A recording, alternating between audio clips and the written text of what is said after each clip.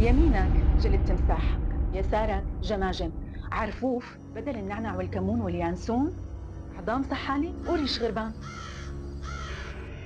أما الريحة ولي على الريحة، جلد معفن تقولوا إله من أيام الديناصور لما كانوا مزفطين، والمكان تحت اسم محل عطارة.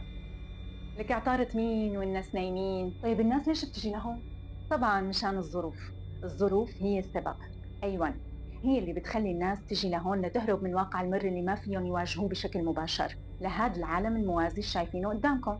فبتلاقوا الأولى فايتة بدها خلطة سحرية لجلب الحبيب الشكيب، والثانية بدها خلطة لفك السحر المعمول لجوزها حسيب، والثالثة اللي بدها تتخلص من حماتها من نجيب.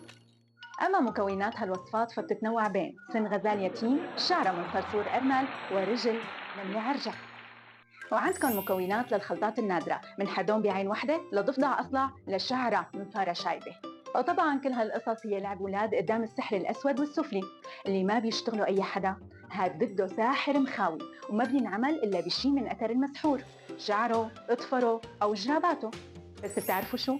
الحب ما بيجي بسن غزال يتيم، والسعادة ما بتنشرى بريش غراب حزين. فإذا بدك تجلبي الحبيب كوني حبيبة عن جد. وإذا بدك تفكي السحر لازم تفكي أول شي العقد النفسية اللي خلتك تفكري إنه هالقصص بإيد صرصور أرمل أو رجل نملة عرجة.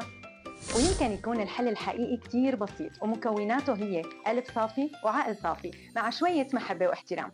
سلام.